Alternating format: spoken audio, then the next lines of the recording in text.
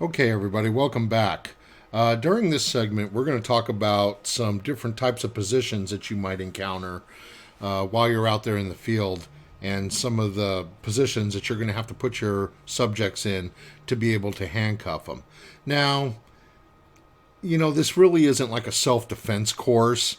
I know we try to incorporate some of that into this, but it's not a self-defense course like a martial arts course or anything like that.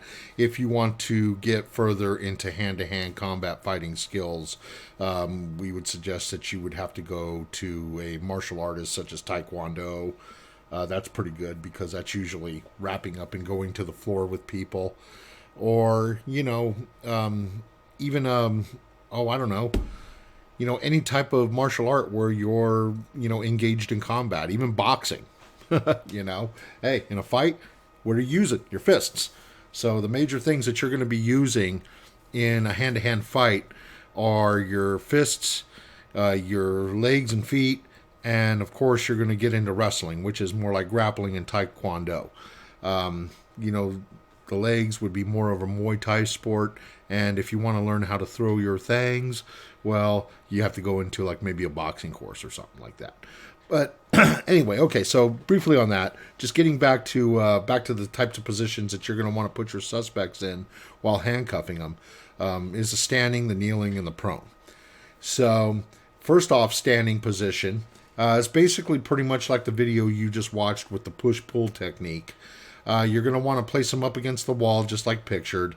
You're going to want to have them put their arms behind their back and interlock their fingers. I know it doesn't show it here, but that's what you're going to want them to do.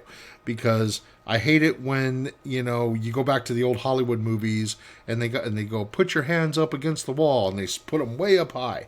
And what happens usually when you go to grab that arm? They're going to turn around with the other one and belt you right with their elbow right to the chin. Okay, so by you ordering them to put their hands behind their back and interlock their fingers, now you're coming up and grabbing those fingers and you're taking those weapons, which happen to be their fists and arms, away from them. And have them lean up against the wall. Throw them off that center of balance. That way, if they try to fight back, you can just grab them and toss them down. Or back them up and trip them. So this is one of the ways. So what you would do is you would have the subject turn away from you and face the opposite direction, and then instruct the subject to put their hands behind the back of palms out, thumbs up.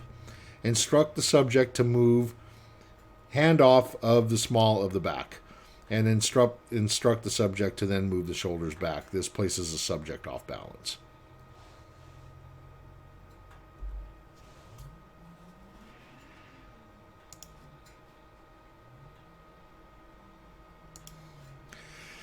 Using proper grip on your handcuffs, grab the subject's right hand with your left hand. Opposite if you're left-handed, of course, and grab the subject's hands by the base of the thumb and the side of the hand.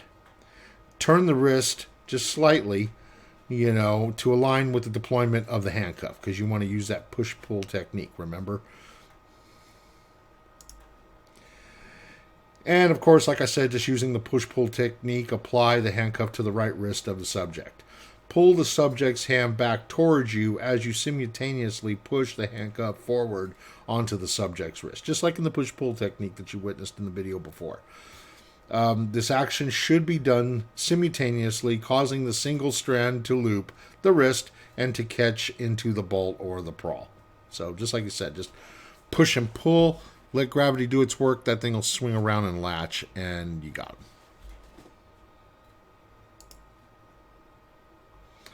Once the outside wrist is secure, grasp onto the other hand by the thumb base. Do not release your grip on the handcuffs. At the same time, using your strong hand, use the push-pull technique on the other hand, and apply the inside cuff to the left hand.